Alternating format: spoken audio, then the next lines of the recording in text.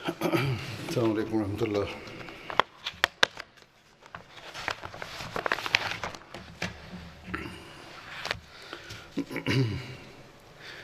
أشهد أن لا إله إلا الله وحده لا شريك له وأشهد أن محمدا عبده ورسوله أما بعد فأعوذ بالله من الشيطان الرجيم بسم الله الرحمن الرحيم الحمد لله رب العالمين الرحمن الرحيم مالك يوم الدين إياك نعبد وإياك نستعين اهدنا الصراط المستقيم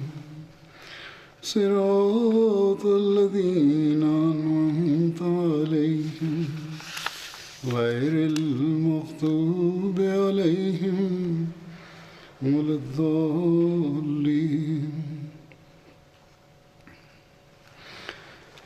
आजकल के हालात के मुताबिक और En raison de la situation qui prévaut ces jours-ci et en raison des lois promulguées par l'État, il est impossible de prononcer un sermon en ayant devant soi des fidèles et des auditeurs. और कानून के दायरे में रहते हुए जितनी जिस हद तक इजाज़त है उसके मुताबिक आज यहाँ On a fait des arrangements pour que je prononce ce sermon de la mosquée dans le respect des lois. Il y a en tout cas des milliers, voire des centaines de milliers de personnes à écouter le sermon dans le monde, même s'il y a ou il n'y a pas de fidèles devant moi dans la mosquée. Nous devons nous évertuer à maintenir cette unité et nous devons prier en ce sens. Qu'Allah fasse que la situation s'améliore et qu'il fasse disparaître cette épidémie et qu'il fasse retourner la beauté de la mosquée par la présence de ses fidèles. Je me tourne vers le sujet du sermon d'aujourd'hui. Dans 2 sermons précédents, j'avais évoqué Talha bin Ubaydullah. J'étais en train de mentionner Talha bin Ubaydullah. Il était tombé à martyr lors de la bataille de Jamal. Et j'avais dit que j'en ferai mention à l'avenir. Ainsi donc, aujourd'hui, j'en ferai mention et je répondrai aussi à certaines questions sur la bataille de Jamal.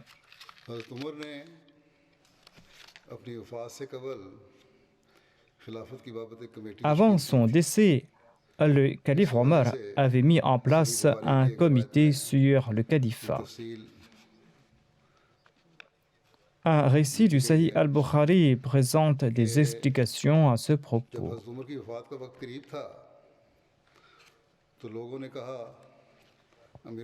Il est dit que lorsque la mort d'Omar était proche, le peuple lui a dit « Ô chef des croyants, nommez un successeur ».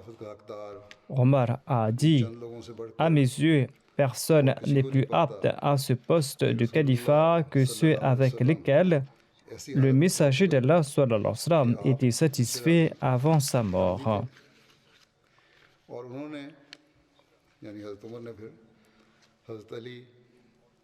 Puis le calife Omar a mentionné les noms de Ali, d'Uthman, de Zubair, Talha, Saad et Abdurrahman bin Auf. Et il a déclaré que Abdullah bin Omar vous servira de témoin, mais il n'aura aucun droit à être élu calife.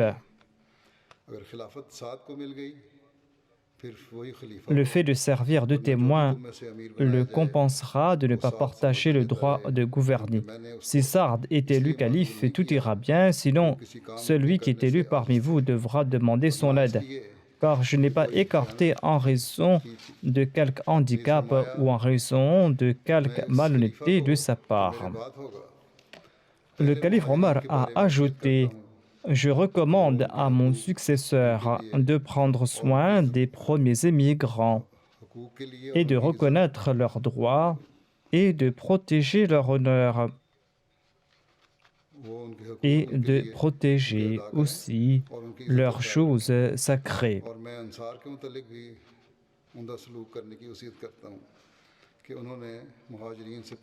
Je recommande aussi au prochain calife d'être bienveillant à l'égard des Ansar qui vivaient à Médine avant les émigrants et qui avaient cru avant eux. Je lui recommande d'accepter le bien des justes parmi eux.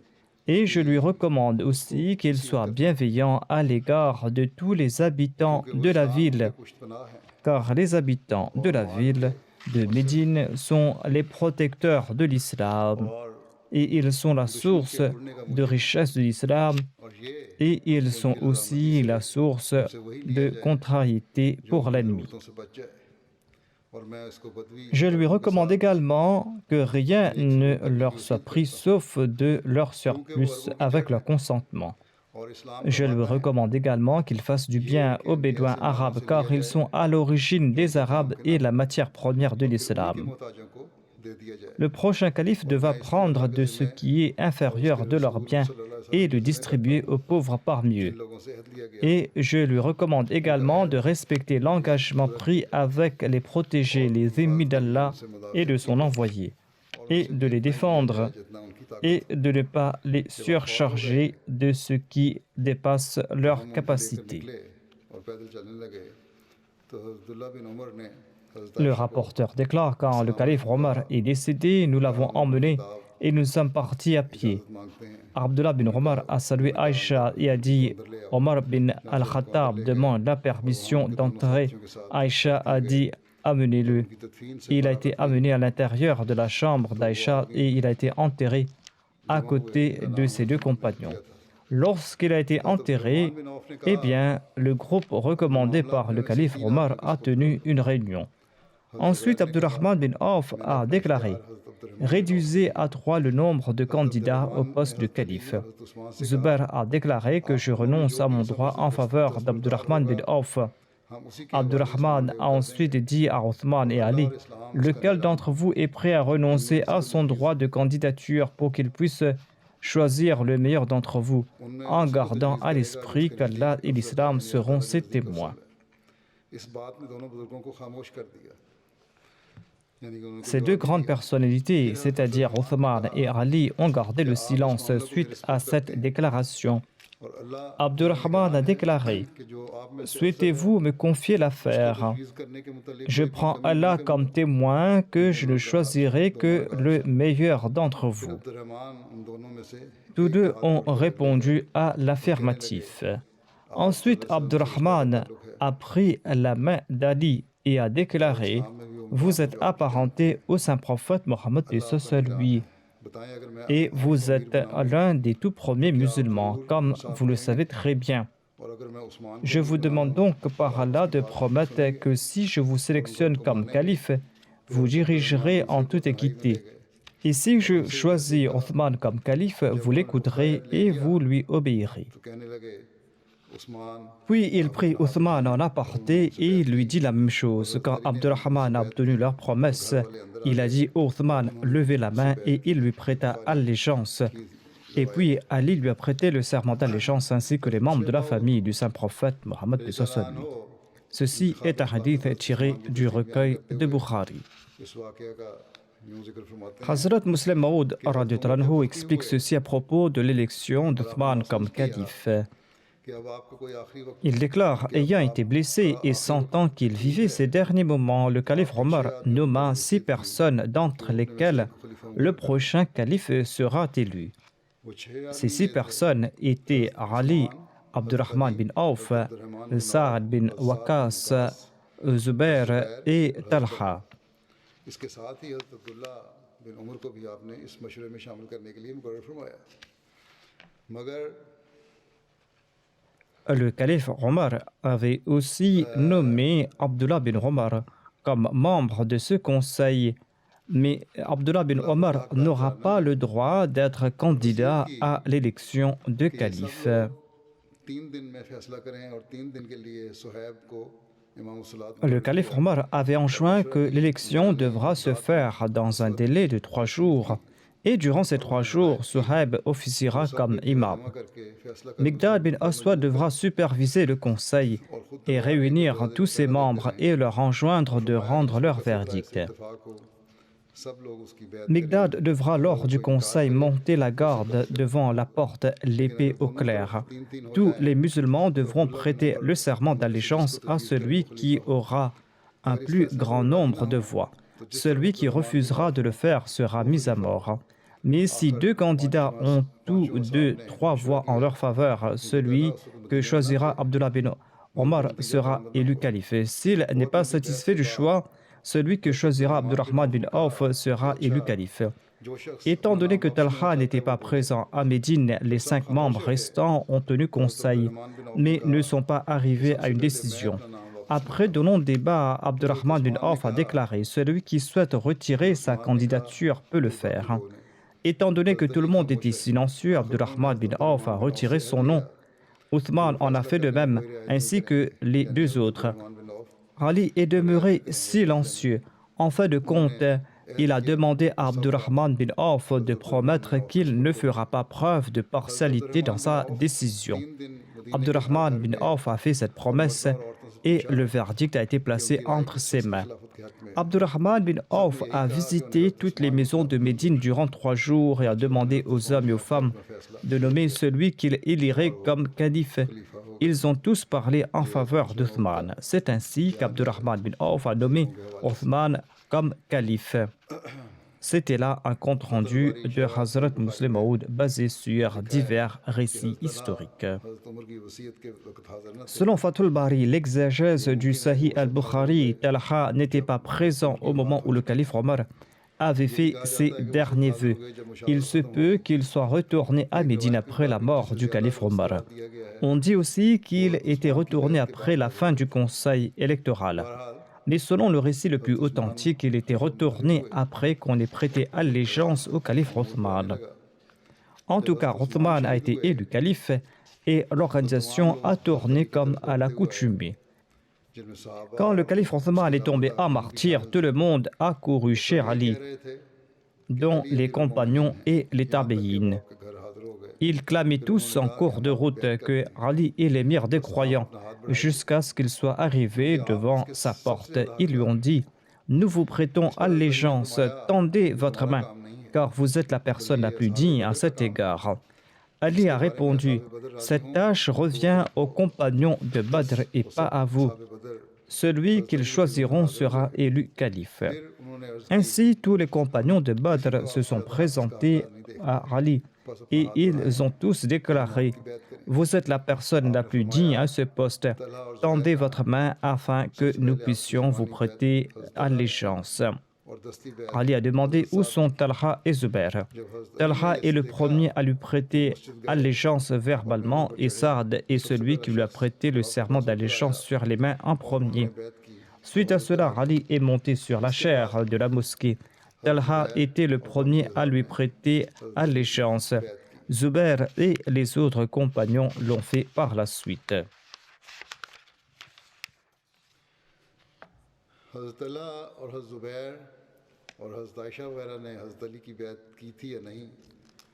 On demande aussi si Talha, Zubair et Aïcha avaient prêté allégeance ou non à Ali.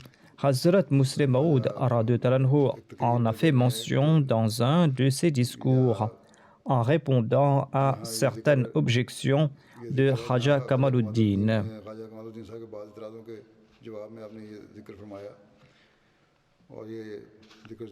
Il est important d'en faire mention ici et c'est pour cette raison que je mentionne cela ici. Hazrat Muslim Maud a déclaré « N'étayez pas vos arguments en vous basant sur les récits affirmant que Talha, Zubair et Aïcha n'avaient pas prêté allégeance à Ali. Ils n'avaient pas renié le califat, leurs différends concernaient les meurtriers d'Othman. Celui qui vous a dit qu'ils n'ont pas prêté allégeance à Ali se trompe. Aïcha avait reconnu son erreur et elle était retournée à Médine. Talha et Zubair ne sont pas morts avant d'avoir prêté allégeance à Ali. Je vous présente quelques références à ce propos. Voici un récit tiré de Khasaïs et Kubra. Je laisse de côté la partie arabe et je vous présente la traduction. Hakim relate que Thawr bin Majza lui a raconté ceci. Je suis passé tout près de Talha le jour de la bataille de Jamal. Il était à l'agonie. Il m'a demandé « À quel groupe appartiens-tu » J'ai répondu « J'appartiens à la Jamaat d'Ali, l'émir des croyants. » Il m'a dit « Tends-moi ta main afin que je puisse te prêter allégeance. » Ainsi, il a prêté allégeance sur mes mains avant de rendre l'âme. J'ai relaté tout cet incident à Ali. Il a déclaré « Allahu Akbar ». La parole de l'envoyé d'Allah s'est réalisée. Allah a souhaité que Talha n'entre pas au paradis sans m'avoir prêté allégeance. Il faisait partie des 10 bienheureux auxquels le paradis avait été promis. Un jour, on avait relaté la bataille de Jamal à Aïcha. Elle a demandé « Les gens parlent-ils à ce propos ?» Quelqu'un a répondu « Oui ». Sur ce, elle a dit « Si seulement j'étais resté à la maison comme les autres ce jour-là, j'aurais voulu enfanter pour le saint prophète Mohammed, paix soit lui, 10 fils ressemblant à Abdurrahman bin Harith bin Hisham. »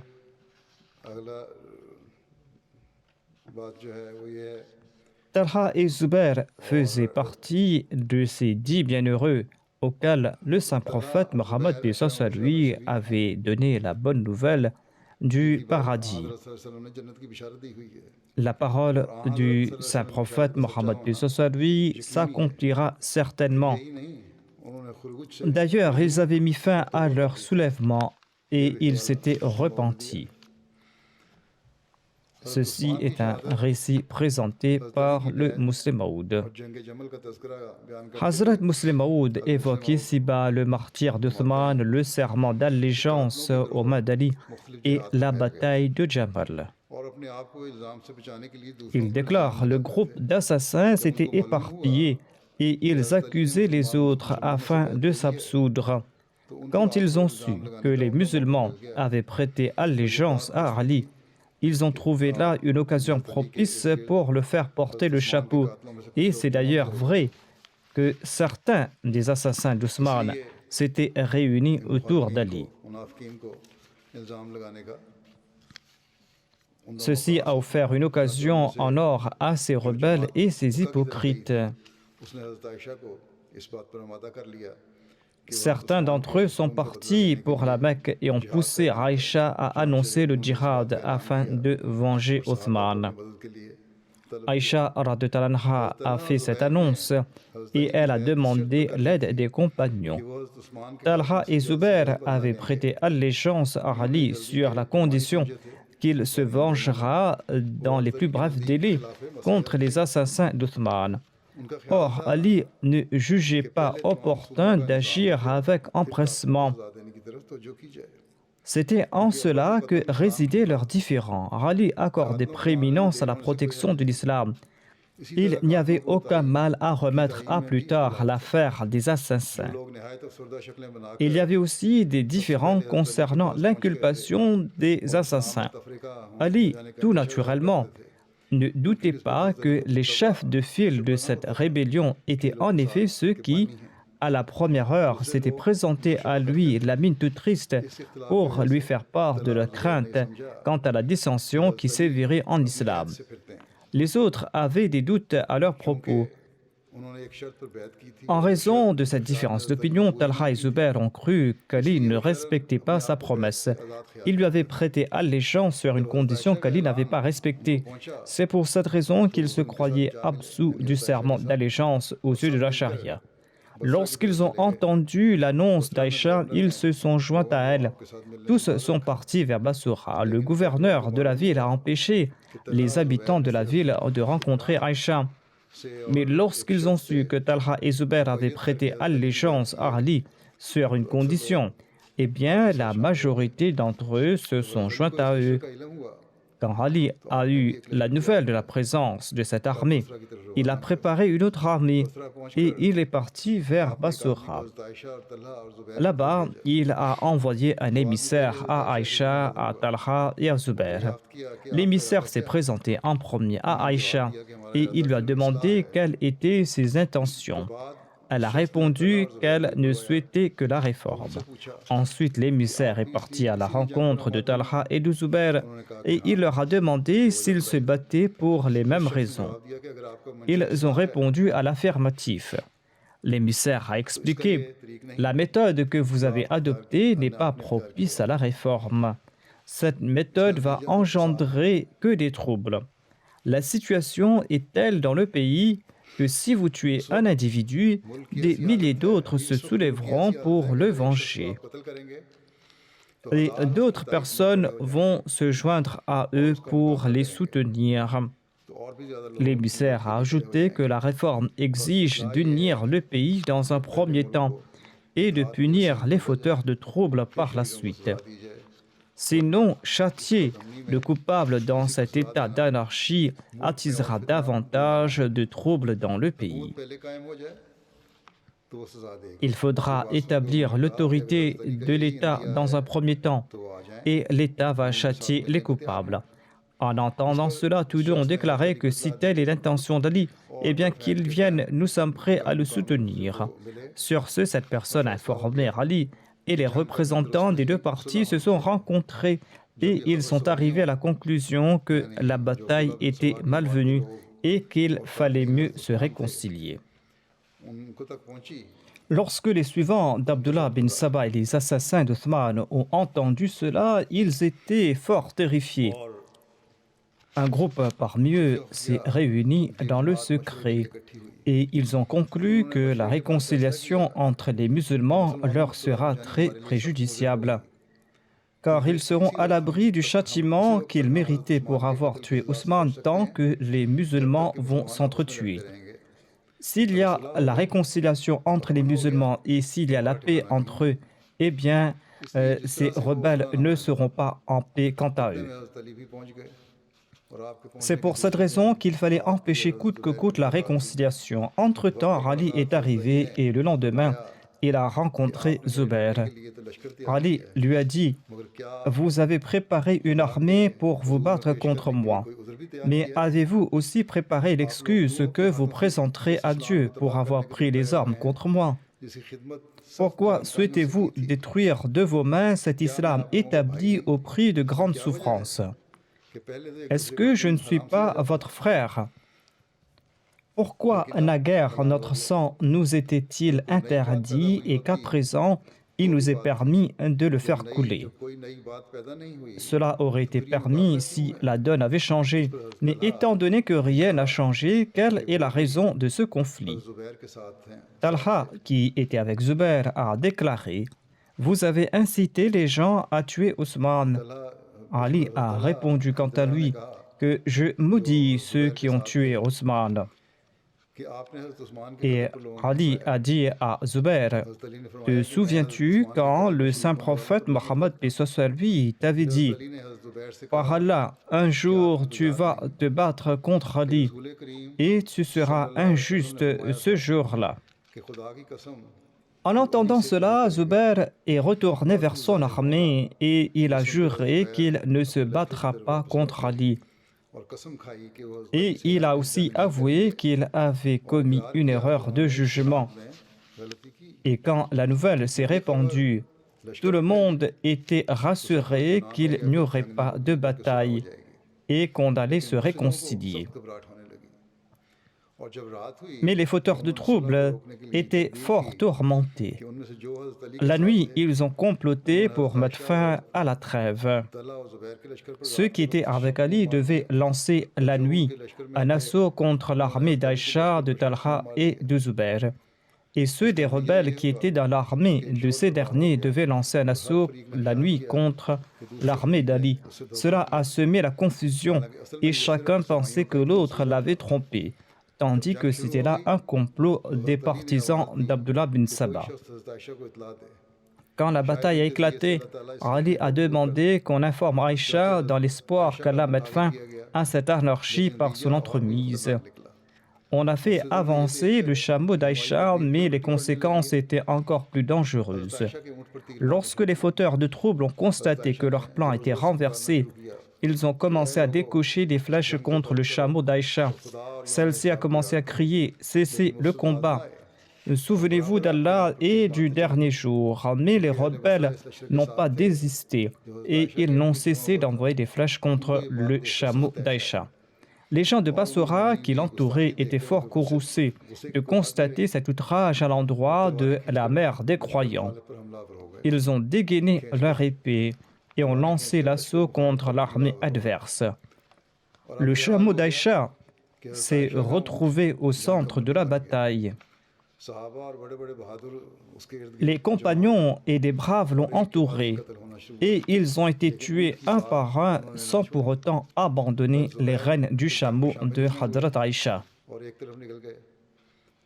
Zubair, quant à lui, ne s'était pas joint à la bataille et il s'était éloigné, mais un infâme l'a poursuivi et l'a tué tandis qu'il était en prière. Talha, quant à lui, a été tué par les rebelles en pleine bataille. Quand la bataille faisait rage, on a compris que celle-ci ne prendra pas fin tant qu'on n'écarte pas Aïcha du champ de bataille. Sur ce, certains ont tranché les pattes de son chameau et ont placé le hawda à terre. C'est là que la bataille a pris fin. Cette bataille avait rendu le visage d'Ali rouge de tristesse, mais le mal était fait. Ali était fort triste lorsqu'on a découvert la dépouille de Talha parmi les morts. Tout cela démontre que les compagnons n'étaient pas responsables de cette bataille. C'était un complot fomenté par les assassins d'Ousmane. Talha et Zubair ont rendu l'âme en ayant prêté allégeance à Ali, car ils avaient changé d'intention et ils avaient promis de soutenir le calife Ali.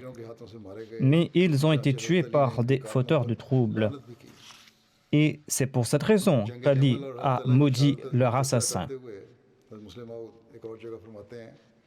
Hazrat Muslim Maud a aussi commenté sur la bataille de Jamal et le martyre de Talha. Il déclare que les plus éminentes personnalités, lorsqu'apparaissent les prophètes, sont ceux qui l'acceptent au tout début. Tout musulman sait qu'après le saint prophète Mohammed sallallahu alayhi wa sallam, les plus éminents parmi les musulmans sont Abu Bakr, Omar, Osman, Ali, Talha, Zubair, Abdurrahman bin Auf, Saad et Saïd. Ils n'étaient pas les plus éminents parce qu'ils étaient les plus aisés, mais parce qu'ils avaient enduré plus de souffrances pour la cause de la religion.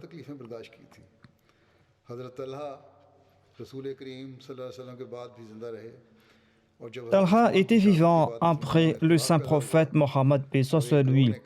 Et lorsque des différends ont éclaté entre les musulmans après le martyre du calife Ousmane, les leaders du groupe qui affirmaient qu'on devait venger la mort d'Ousmane étaient Talha, Zubair et Aïcha. Mais le deuxième groupe a déclaré que les musulmans étaient divisés et que tout le monde doit mourir tôt ou tard. Il fallait dans un premier temps réunir les musulmans afin de maintenir la gloire et la grandeur de l'islam. On pouvait se venger plus tard des assassins. Le leader de ce deuxième groupe était Ali.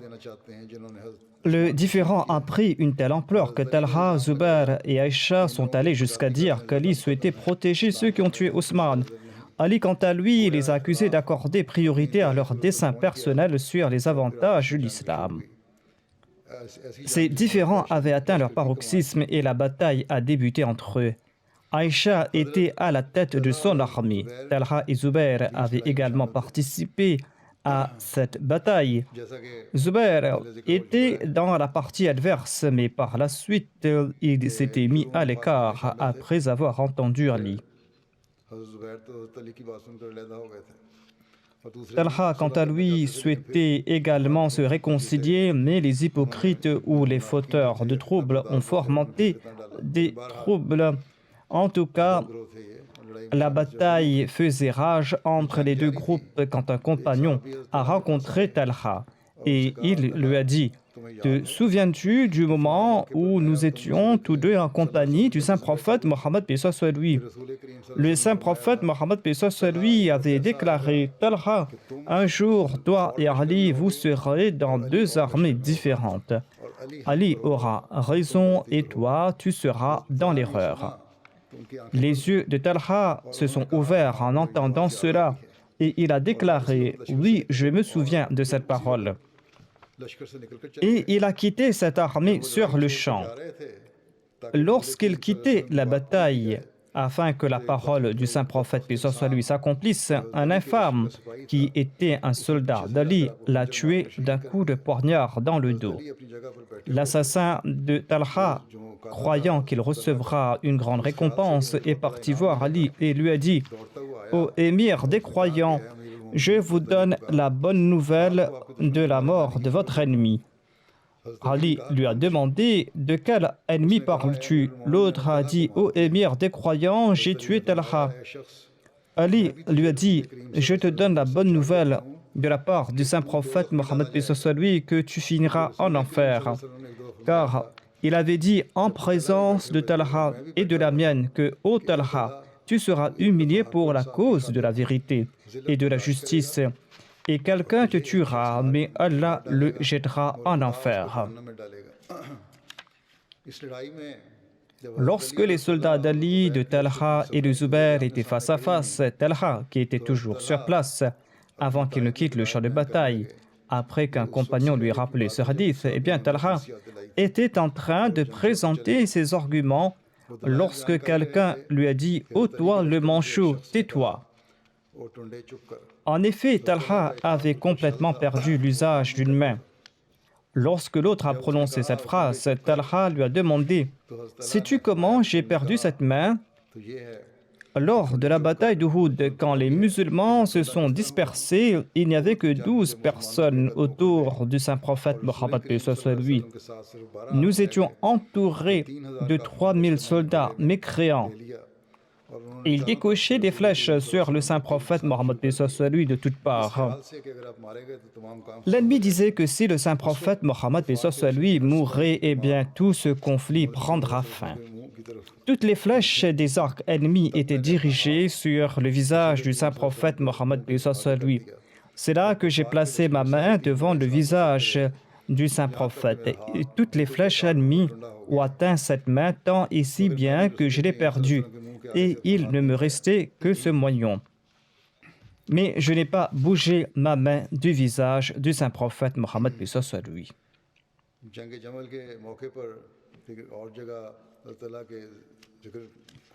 Hazrat Muslim Maud a évoqué la bataille de Jamal en disant « Une personne s'exclama que le manchot est mort.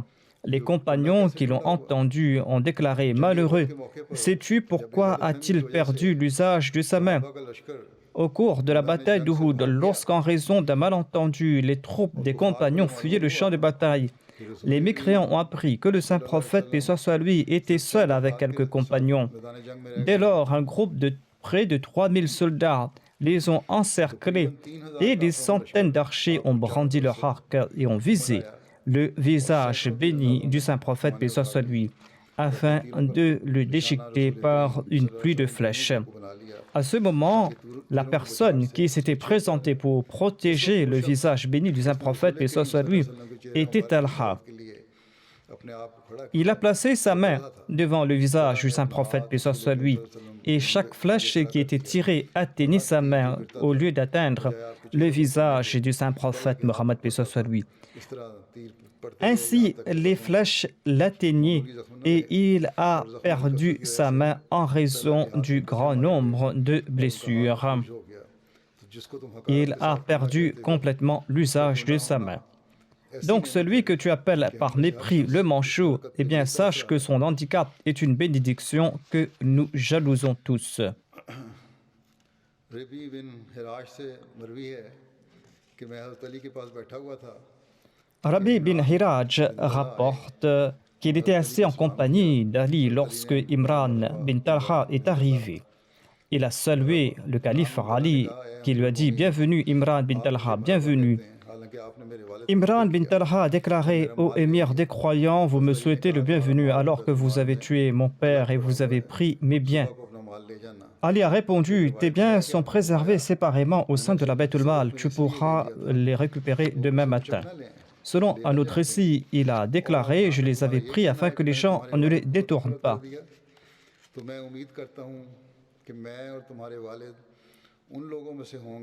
Pour ce qui est de l'assassinat de ton père, j'espère que moi et ton père, nous ferons partie des personnes au sujet desquelles Allah a déclaré que وَنَزَعْنَا مَا فِي صُدُورِهِمْ مِنْ غِلٍّ إِخْوَانًا عَلَى سُرُرٍ مُتَقَابِلِينَ. C'est-à-dire, nous effacerons toutes les rancœurs de leur cœur et ils seront tels des frères assis sur des canapés l'un en face de l'autre.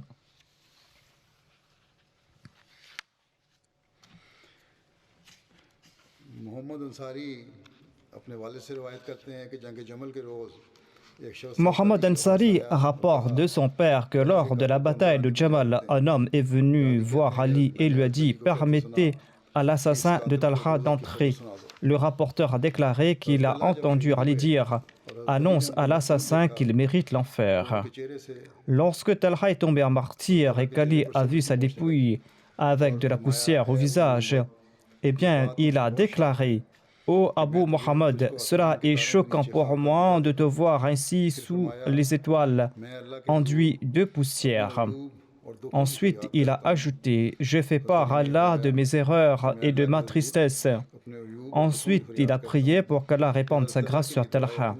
Et il a déclaré « Si seulement j'avais quitté ce monde 20 ans auparavant. » Ali et ses compagnons ont beaucoup pleuré. Ali a entendu une fois une personne réciter les vers suivants.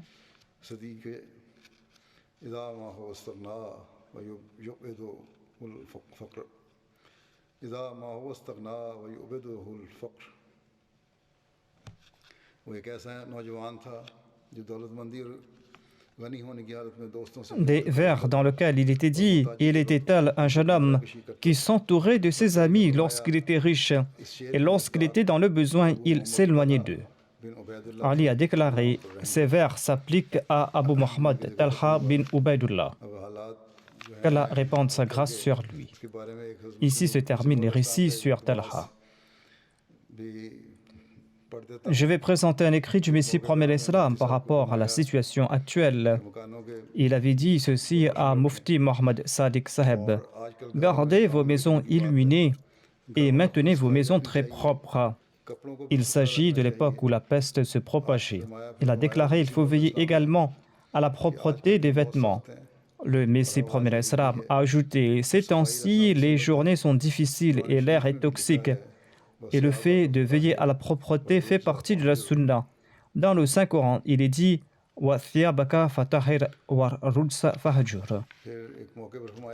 c'est-à-dire, et quand ta vêtement, purifie-les et éloigne-toi de toute impureté. À une autre occasion, le Messie promet l'Islam a déclaré les habitants des villes et des villages où sévit la peste avec virulence ne doivent pas quitter leur ville pour se rendre ailleurs. Veillez à la propreté de vos maisons, chauffez-les et prenez aussi des précautions. Par-dessus tout, repentez-vous sincèrement, opérez des chambres pures en vous et réconciliez-vous avec Dieu. Réveillez-vous la nuit pour la prière de Tahajjud et suppliez Dieu. Le Messie promet l'Islam a déclaré seule une véritable réforme pourra préserver du châtiment divin. Qu'Allah permette à tous les Ahmadis de prier beaucoup durant ces jours. Vous devez suivre également les directives de l'État. Veillez à la propreté au sein de vos maisons, purifiez-les avec de l'encens. वो मिल जाते हैं। Utilisez aussi des sprays désinfectants, on peut en trouver. Qu'Allah répande sa grâce et sa miséricorde sur tout le monde. Priez beaucoup durant ces jours. Qu'Allah nous en accorde à tous l'occasion.